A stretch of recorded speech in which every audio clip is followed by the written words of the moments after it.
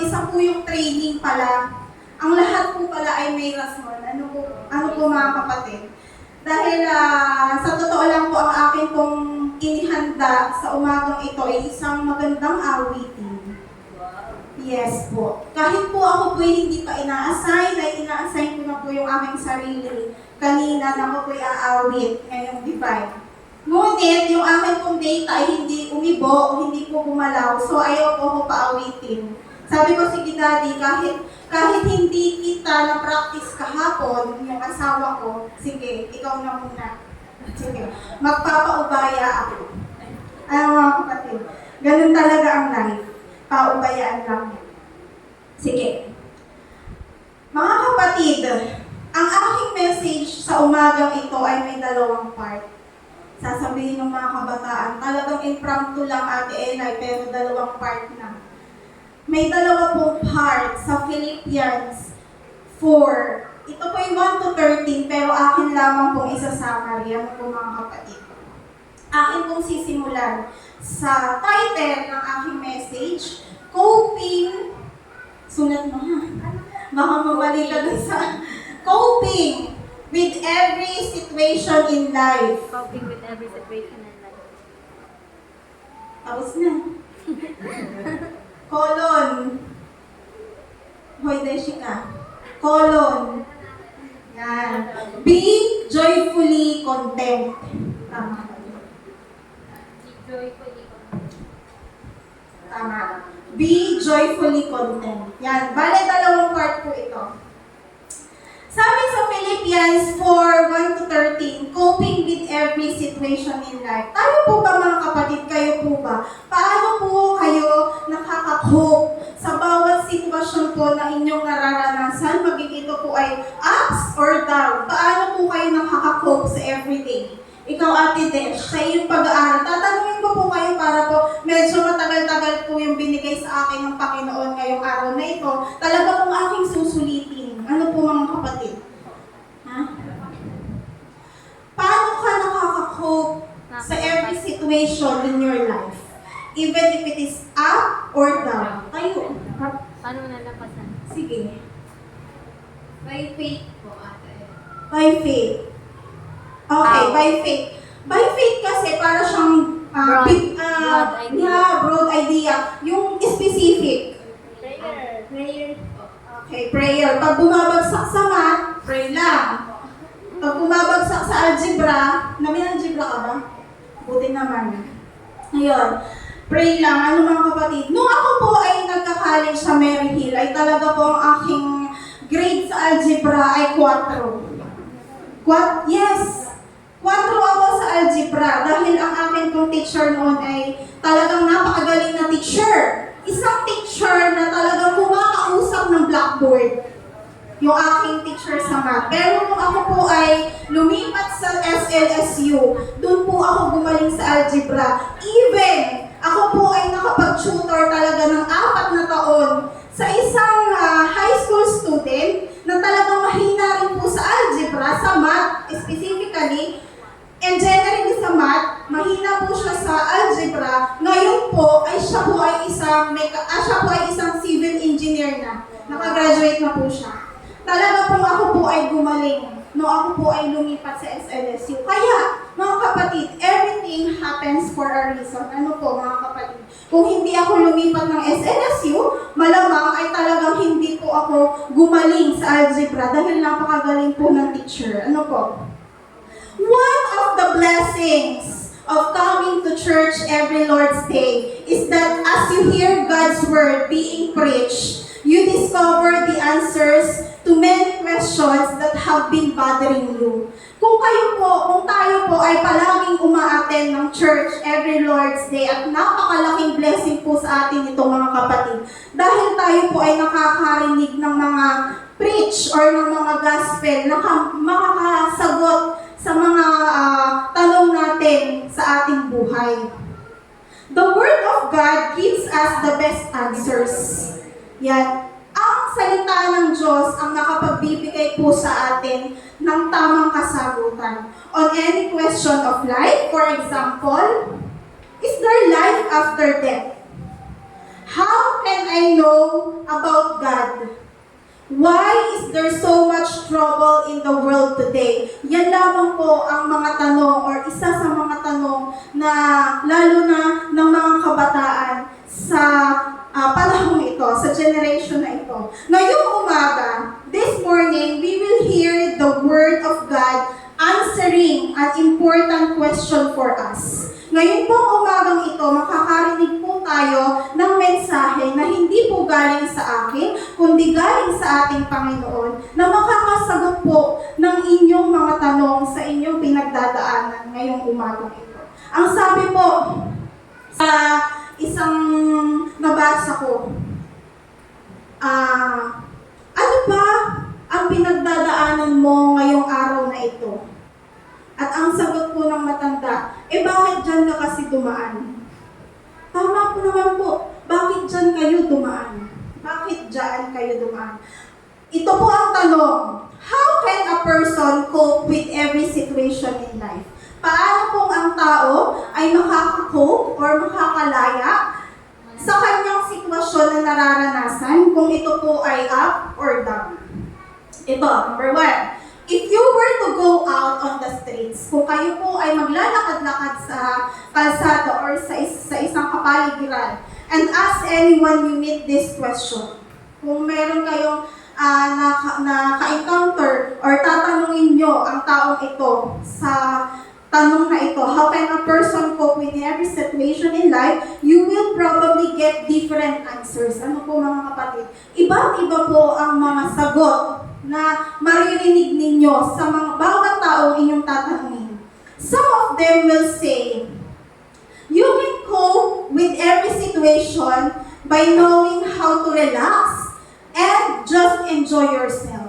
Yung number 1, ang sagot niya, makaka-cope or makakalaya ka sa sitwasyong ito kung alam mo kung ano yung makakapagparelax sa'yo. And just enjoy yourself. Magpaligaya ka lang, magpakaligaya ka lang. Or your travel, ano daw po, yung ganon. And this is why when things go badly for many people, you will find them turning to recreation or meditation. Kaya ang ibang pong tao, ang mga taong mahilig po sa enjoy yourself, sila po yung mga taong ito-turn yung kanilang stress and anxiety into recreation and meditation. Yung mapag-isa, gusto lang nilang mapag-isa, I want to be alone. Yan.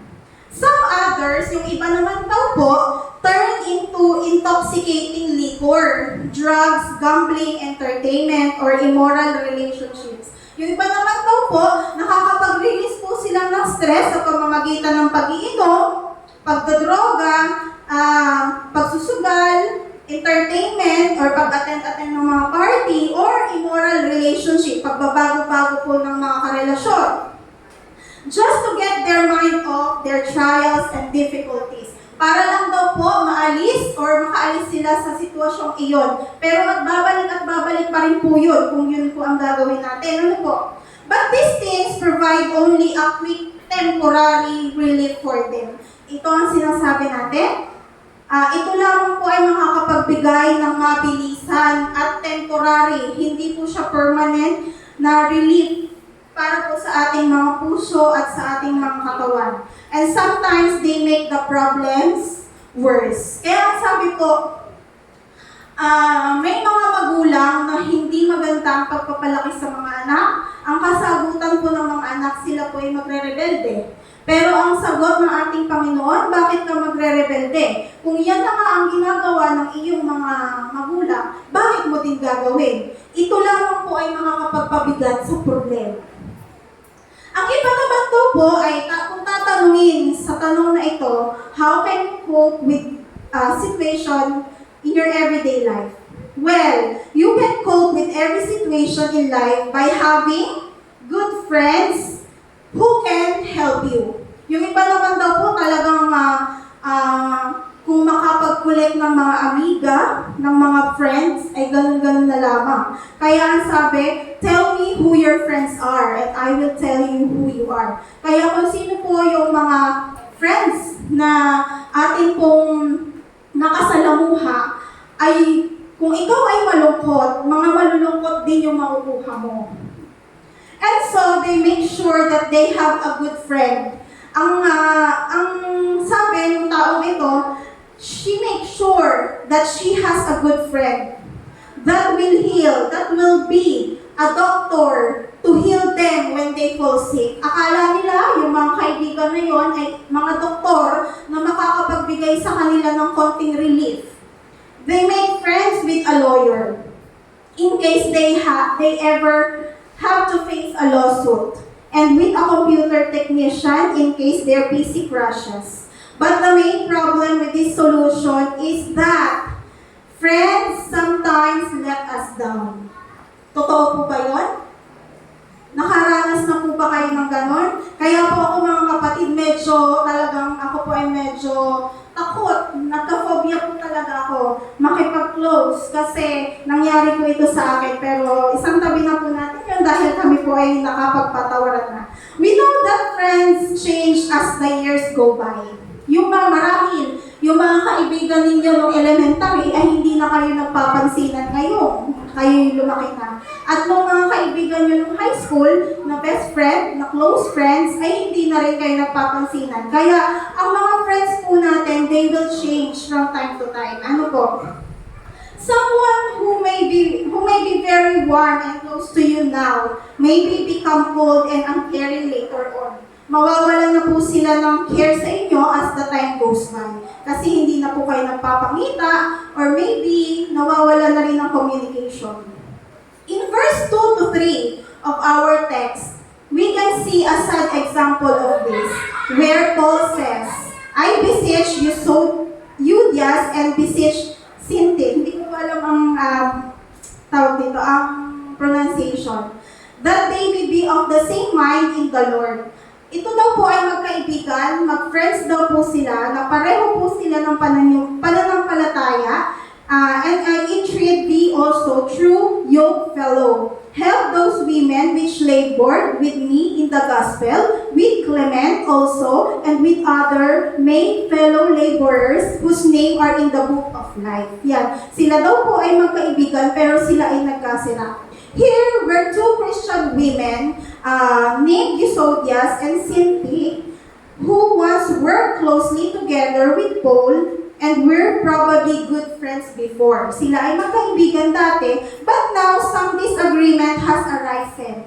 Nagkaroon sila ng alitan.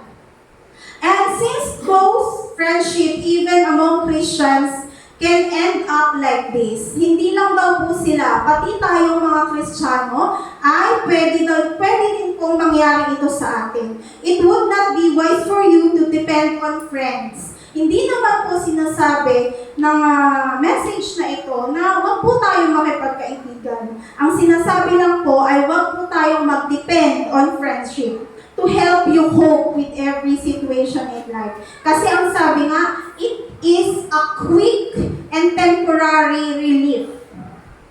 Sabi pa sa isang answer, another suggested answer to the question is to have much material wealth and possessions. Yung iba naman daw po, nakakakope po sila in every situation in their life by being wealthy, nagpapakayaman, nagpapakadami ng ari-arian. Some people will say, make as much money as you can now. You will have nothing to worry about. Yun. Mag-collect ng maraming pera at soon, hindi ka na mag-worry because ang sabi po dito ng sagot ng isang tao ay hindi na tayo magkakaroon ng problema kung marami tayong pera. Money can solve everything for you. But the main problem, ano po ang main problem? But the main problem with this is that when the real crunch comes, one will discover that money does not solve everything. A person may have all the money in the world and still not be able to cope with every situation in life. Ito po yung isang example na halimbawa, ang health natin. Ang health natin, hindi po yan magagamot ng pera. Kahit madami ka pong pera at ikaw ay nagkasakit, ang pera mo ay mauubos. Kaya nga po, tayo po ay mag-invest sa masusustansyang pagkain. Dahil ang sabi ko dun sa seminar na na-attendan ko dati, ang number one daw po pala natin i-invest ay hindi lupa. Ang number one ay health. Health po talaga. Kasi aanuhin daw po natin ang mga investments or ang mga ari-arian, ang mga lupa, kung ang health natin ay hindi maayos, kung ikaw ay may sakit. Kaya, habang bata pa, ang sabi, habang bata pa, ikaw daw po ay kumuha ng mga life insurance. Okay, pwede rin po yun. Para po, maka-invest din po tayo sa ating health. Dapat 25 years old pa lang daw, meron na rin po tayo mga life insurance. Tama po yun. Kasi, pag ikaw po ay 25 years old, mura pa po ang hulog. Totoo po yun. Pag ikaw po ay matanda na, mahal na po ang hulog. Lalo na po at ikaw ay naninigarilyo, ikaw po ay nagiinom, ikaw po ay may bisyo, mahal na po ang hulog. Kaya atin pong i-invest ang ating health. Ano po, mga kapatid? Kami pong mag-asawa, naranasan po namin yan kasi yung mga anak namin talaga, laging nagkakasakit. Alam niyo naman po yun, mga kapatid. Ano po? Halos weekly kami nasa ospital. At ang number one pong pinag-ipunan namin talaga ng asawa ko ay health investment. Ano po? Kaya every time po na kami po ay magkakasakit, parang hindi na rin nakakapangamba. Ano po? Dahil yun po ang aming inuna. Pero ngayon po sa panahon ngayon, napakadami na pong kabataan na matatalino.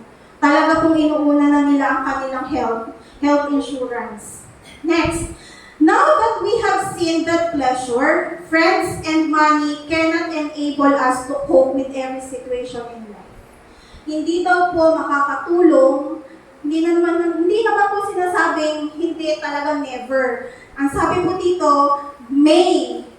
Friends and money cannot enable us to cope with every situation in life. We wonder if anyone can give us an answer. And the answer comes from a prisoner in Rome. Ito po ang sabi dito, ang parang pinakatama ang answer sa lahat po ng answer na kanyang narinig. Ang sabi po ng prisoner in Rome, listen to what he wrote. I have learned in whatsoever state I am. Natutunan ko sa lahat ng sitwasyon na naroroon ako, therewith to be content. Maging kontento. I know both how to be abased and I know how to be abound. Everywhere and in all things I am instructed, both to be full and be hungry, both to abound and to suffer need. Ang kasagutan lamang po pala sa question na ito ay ikaw po or tayo po ay maging kontento. Or whatever situation in life, everywhere, in all things, you have to be content. Ang sabi sa Philippians 4:11-12. Now here was a person who had truly learned how to cope with every situation in life. And he was none other than Apostle Paul. To him, it made no difference whether he had much or little. Si Apostle Paul, wala siyang pakialam kung siya ay magkaroon ng maunti or siya ay magkaroon ng marami. His joy, peace, and contentment was always the same no matter what happened. Same lang. Even he has a little, even he has more, his joy and peace and contentment will always magkakasama. Will always abound. Magkakasama lagi. Whether he was safe or shipwrecked, kung siya ay safe or hindi siya safe, free or imprisoned, malaya siya or nakakulong siya, alone or with friends, kung siya ay nag-isa or kung siya ay nasa maraming kaibigan, siya ay contented. If you were to read the whole story of Paul's life as told in chapters 9-28 of the book of Acts, you would see how calm and peaceful he always remained in any situation. Minsan ako po hindi kalmado. Kaya, when we are experiencing these difficulties in life, kaya yun po ang una kong reaksyon. Pero as time goes by, habang po ako'y tumatanda, natututunan ko rin pong kumalma, lalo na po sa sitwasyon ng aking anak. Halimbawa po ay tatalon, talaga pong tumatalon siya. Kalmado, kalmado. Talagang ako po ay kalmado. Natututunan ko rin po. Pero minsan talagang hindi po maiwasan. Ano po? And so we must turn to Paul to ask him about how one can cope with every situation in life. And as we listen to his words of wisdom that comes from God himself, this is what he would say. Rejoice in the Lord always, and again I say rejoice. Yan. Nasa second part na po pala tayo ng aking message. Ang second part po ng aking message is, what are the 5 things to pray about my spouse? Yan. Bakit sa spouse? May nagtanong, anong pipiliin mo? Ang iyo po bang mga anak o ang iyong mga asawa? Ito po ay sa isang beauty contest ng mga nanay. Ang sabi po ng nanay, ang pipiliin daw po niya ay ang kanyang asawa. Dahil ang kanyang mga anak ay iiwanan din sila kasi magkakaroon ng pamilya, magkakaroon ng mga sarili-sariling asawa, buhay, magbubukod. Kaya ang asawa daw po niya ang kanyang mas pipiliin. Dahil ang kanyang asawa ang kanyang makakasama habang buhay. Kasi nagsimula po sila ng dalawa lang sila at magtatapos sila ng dalawa lang sila. Kaya, what are the 5 things to pray that praying that my spouse will be joyfully content? Ito pa rin po ay nasa Philippians 4 verse 1 to 13. Nandun pa rin po tayo. Number 1, praying that my spouse, Father, may my spouse find their joy in you and rejoice. Ay sabi sa Philippians 4 verse 4, rejoice in the Lord always. I will say it again, rejoice. Spend some time praising God for who He is and all that He has done for you in Christ. Rejoice in the Lord. Pray that your spouse will experience great joy by worshiping and rejoicing in Jesus. May the joy of the Lord be your strength. Yan. Mag-spend daw po tayo ng oras para papurihan ng ating mga Panginoon kasama ang ating mga asa-asawa. Ayan. Let us pray or ipanalangin natin ng ating mga asawa ay magkaroon ng great joy by worshiping God or rejoicing in Jesus. And number 2, praying that my spouse will fight anxiety. Ang sabi sa verse 6 ng Philippians 4, verse 6, do not be anxious about anything. Huwag tayong magulumihanan sa lahat. But in every situation, sa lahat ng sitwasyon, by prayer and petition, manalangin at magpetisyon, with thanksgiving na may pasasalamat, present your request to God. Yan. Anxiety quickly steals our joy. Yan. Ninanakaw daw po ng lungkot or ng stress, ng depression, ang ating kaligayahan. What is your spouse anxious about today? Ngayon po ba, nakita niyo po ba ang inyong mga asawa bago kayo umalis or ngayon, nandyan sa tabi-tabi niyo? Ano ang kanyang iniisip? Ano ang kanyang iniisip sa mga oras na to? Siya po ba ay may anxiety? Siya po ba ay may iniisip na problema? Whether it is a stressful job situation, kung ito po ba ay sitwasyon sa kanyang trabaho, health struggle, yung kanyang kalusugan, or relational conflict sa kanyang mga katrabaho, pray they would experience the peace of God, guarding their minds in Christ Jesus as they turn to Him in prayer. Yan. Number 1, I rejoice. And number 2, fight anxiety. And number 3, praying that Pray to the Lord that our spouse will guard their thoughts. Ang sabi sa verse 8 pa rin po ng Philippians, whatever is true, whatever is noble, whatever is right, whatever is pure, whatever is lowly, whatever is admirable, if anything excellent is praiseworthy, think about such things. Yan. It's tempting to spend our mental energy comparing ourselves to others or complaining about what we lack. Yan ang sabi. Kaya minsan po ang aming asawa, hindi na po siya nagre-reply. Kasi medyo, minsan talagang dumarating ako sa point na ako po ay complain ng complain.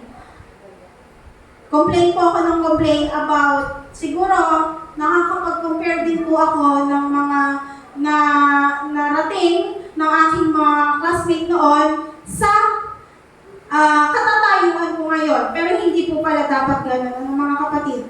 Ask God to help your spouse to take every thought captive to Christ and choose to think upon what is right, true, lovely, excellent, and praiseworthy. Atin daw pong alalahanin o laging isipin kung alin ang tama, kung ano ang totoo, kung ano yung maganda, kung ano yung excelente, at kung ano yung kapaki-pakinabang sa Panginoon. And number 4, learn how to be content. Or learn contentment. Ito po ang pinaka-star ngayong umagang ito. Learn contentment. Ang sabi sa verse 12 na binasa ni Angela kanina, I have learned the secret of being content in any and every situation. In marriage, sa marriage naman daw po, we will experience times of plenty and times of want. Totoo po yan. Ano mga kapatid? Yes. Makakaranas po, pasensya na po, pawisan na. Makakaranas po tayo na ang ating pamilya ay magkakaroon ng marami at magkakaroon po ng walang-wala. Ano mga kapatid, sino pong hindi pa po nakakaranas ng gano'n? Mga kapatid, wala pa. Praise God. Ayan po. Some days, our lives will be full of love and laughter. Meron pong mga araw na punong-puno pagmamahal. At punong-puno po ng kasayahan. When others will be filled with sadness and sorrow. Ang sabi po ng aking nakausap, dapat marunong din po akong mag-balanse ng aking emosyon. Kasi ako po ay ang taong mas nangingibabaw po ang tawag dito. Mas nangingibabaw po ang yung pong ano nga po bang tawag na? Nalimutan ko na po yung dalawang word na yon. Pero mas nangingibabaw po sa akin yung kung ako kaya yung ganon. Nangyari sa akin yon. Yon. Mas nangingibabaw. Ay, empathy! Yon. Mas nangingibabaw po sa akin yung empathy kesa sa sympathy. Magkaiba po yun, mga kapatid. Magkaiba po yun. At ang pagkakaiba po nun, ang sympathy daw po. For example, may nakita po tayong pulubi. Ang sympathy, ay kawawa naman. Yun lang. Wala kang gagawin. Sympathy. Naawa ka lang po. Ang empathy, may ginawa ka na. Ano po? Empathy, nakakita ka ng pulubi. Ay, kawawa naman yun. Teka, bibigyan ko ng tinapay, bibigyan ko ng pera. Paano kaya, ang empathy, bumabagsak pati po ang empathy sa paano kaya kung ako yung nandun? Yung po bang ihaalin tulad nyo na yung sarili nyo doon. Kaya po pala, hindi ko naman po sinasabing masama ang empathy, kasi medyo na-discover ko sa aking sarili at nakaka-ano ako ng mga ganitong bagay na mas nangingibabaw po sa akin ng empathy. Kasi ako po ay ang taong mababa po ang aking EQ. Mababa po ang aking emotional quotient. Hindi ko naman po sinasabing mataas ang IQ ko. Mababa po ang aking emotional quotient. Kasi mas nangingibabaw po sa akin ang empathy na hindi po pala siya palaging maganda. Kasi parang na-observe po, napakabilis ko po mag-absorb ng problem. Kaya, May stress ka rin. Opo. Ang bilis ko pong mag-absorb ng problem na yung problema na yun, na parang feeling ko, problema ko na rin. Kaya sabi po sa akin ng mga college kong kaibigan noon, na ako daw po ay hindi nila masabihan ng problem. Sabi ko, bakit? Sabi, hindi daw po nila ako masabihan ng problem kasi para daw po wala akong pakialam. Ako po, pag sinabihan kasi nila, na ano lang po, nag-react lang po yung face ko. Wala po akong sinasabing advice or anything noon. Ang nangyayari na lang po, na-absorb ko na lang siya. Na ano niyo po ako? Na parang nabago siya ngayon. Ngayong ako'y lumaki na ako'y nag-mature na. Parang minsan nakakapagbigay na rin po ako ng advice, pero in some person lang po na medyo malapit po sa akin. Yan. Pray that your spouse will grow in contentment in every circumstances, that God would enlarge their heart for every difficulty they encounter. And last one, we have to pray that our spouse trust Jesus. Ang sabi sa verse 13 ng Philippians pa rin po, I can do all this through Him who gives me strength. Contentment is impossible in our strength. Napaka-imposible po ng ang pagiging kontento lalo na sa henerasyong ito. Bakit po? Kasi lahat po ay madali na. Tama po ba? Lahat po ay madali na, mga kapatid. Ang pagkain, madali na. Pag po tayo nagutom, madali na pong bumili ng karton. Madali na pong bumili ng dilata pag tayo po'y nagutom. Ang mahirap na po ngayon sa henerasyong ito ay magtanim ng talbos. Magtanim ng okra. Tama mga kapatid? Kaya ang hirap po sa henerasyong ito magkaroon ng kakontentuhan. Contentment is impossible in our own strength. Pero paano po ito magiging posible? We need a source of refreshment outside of ourselves. Kaya mag-meditate daw po tayo. We need a refreshment. Kaya po minsan po talaga, pag umuwi po ang aking asawa, ako po ay pinipilit ko. Kasi hindi po kami lumaki na kami po ay laging out of town. Kami po ay lagi lang nasa bahay. Ngayon, pinipilit ko po na kami pong apat ay magkaroon po ng family time or bonding. Kasi hindi po kami namulat, lagi lang kami nasa bahay. Ngayon naman, nung itinry ko naman po, yung mga anak ko naman po ay laging gusto ay lalabas. Laging gusto po ay lalayas. Kaya medyo nakasobra yata. Consider where your spouse is struggling to be content. Yan, dapat alam daw po natin kung saan ang ating asawa kung saan pong part siya hindi makontent. Ano po? Pray they'll learn to depend on God's strength as they seek to be content in all things. Yan mga kapatid. Yung limang yan mga kapatid ng ating pakakatandaan na ipagpipray natin sa ating mga asawa. Be joyfully content. Be joyfully content and pray to God that our spouse will rejoice, will fight anxiety, will guide their thoughts, and the stars of today, learn how to be content or learn contentment. And number 5, he will or she will trust Jesus.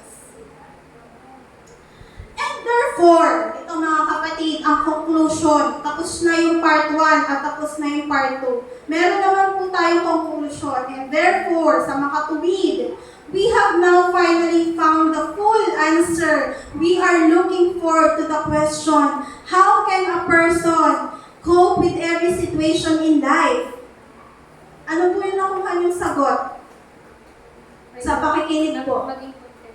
Maging kontento? Ano pa po? Yes, it is through Jesus Christ.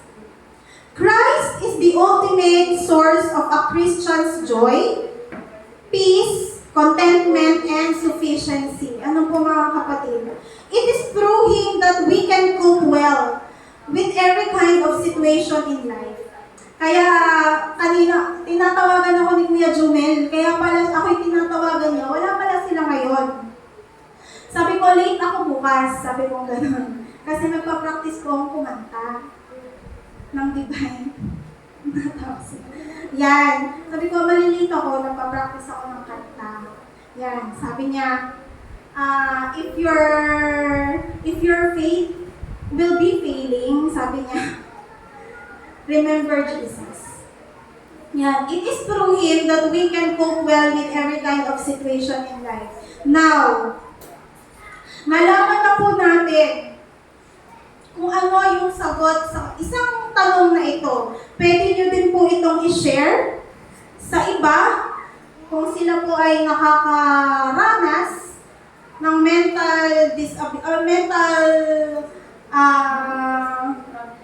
nag-struggle po sila sa kanilang mental health, or they have anxiety, they have depression. Minsan po ang depression, ang anxiety, nakakapagbigay po sa atin ng maganda. Meron po akong taong kilalang ganyan. Kapag daw po siya ay inaatake ng stress or anxiety, naglilinis siya ng naglilinis ng bahay. Ay, malinis na naman. Ako naman po, kapag po ako ay nai-stress, ako po yung nagbe-bake. Yung stress na pupunta sa bake. Kaya meron din pong kagandahan ng stress. At yun po ay masasabi ko mga kapatid, may kagandahan po, Ate Asel, ang stress. At yun po ay masasabi ko sa aking sarili dahil nung 3 years ago or 4 years ago, mag-pandemic, sobrang stress kami doon sa aming bahay. At nakapagbigay po ito sa akin para matuto po ako mag-bake. Nag-bake ako ng mag-bake, doon ko po inilagay lahat ng aking stress. Kaya po, nakakaubos nga lang siya ng pera. Ano po, mga kapatid. Kaya po, natuto po ako mag-bake. Doon ko nirelease yung stress ko. At ito po palang mga ganitong sitwasyon ay napakaganda pong maging reliever natin. Na hindi lahat ng stress or anxiety ay kasamaan din yung kapalit. Yung kumbaga kasamaan din yung gagawin mo. Halimbawa, iinom ka ng alak, maninigarilyo ka, magkakaroon ka ng bisyo. Yan. Yun po yung ano ko sa sarili ko na natuto po ako mag-bake. Kaya po, yung stress ko po sa sarili ko sumarap, naging cookies. Yan. Kaya kahapon po, ako inis na inis. Kasi yung ako po'y bumili ng 3 kilong saging na gagawin kong banana cake. Nagtira ako ng 5. Kasi papupulukin ko po siya eh. Kasi masarap po ang banana cake kapag overripe. Kakakain ko lang po, ang sarap ng aking ulam. Hinanda ko na po yung aking materials, may cinnamon na po ako, bumili na po ako ng kakwa. Nagtatalon po ako sa galit. Nawala po yung saging ko. Kinain ng unggoy na malaki ang ulo.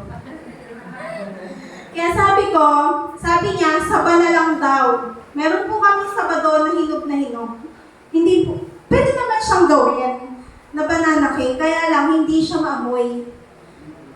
Kanina po, gumising ako ng maaga para mag-drive papuntang palengke. 5 pa lang po, gising na ako, bibili ako ng saging. Tumayo na po kami 6:30 kasi hindi ako payagan bumili ng saging, mamaya na lang daw hapon. Kaya hindi po kayo makakatikim ng banana cake today. Pasensya na po mga kapatid. Sana po mga kapatid, ngayong umagang ito ay nagkaroon po tayo ng kalinawan ng ating kaisipan. Dahil mga kapatid, ito lamang din po ang tanong ko sa aking sarili eh. How can I cope with every situation in life? Kaya yung aking asawa, sabi, nakasaksi daw po siya nung isang gabi ng mala-action. Kasi medyo ang init, medyo asar ako, nagtatarang ako. Mainit. Sabi niya, abo, nakasaksi na naman ako ng Korea drama. Korean ka na, Korean ka na talaga. Yon. Kaya ang pangarap ko lang po ngayon mga kapatid ay makapunta sa Korea. Yan. Makapag sabi ng, sana heyo. Mga kapatid. Sana mga kapatid sa mga oras na ito, itong message mo ito ay nakapagbigay sa inyo ng clarity. Yung sagot sa inyong mga tanong. Alam ko, yung mga bawat titig nyo sa akin ay kayo may pinagdaraanan. Ako din, mga kapatid. Wala na po akong pambayad sa PLDT. Yan, mga kapatid. This will bring clarity, joy, and hope to your prayer life, in your life, and your marriage. Kahit hindi natin kasama ang ating mga spouse, alam natin kung paano sila ipananalang. At ito lamang po ang aking hiling sa umagang ito sa pangalan ni Jesus.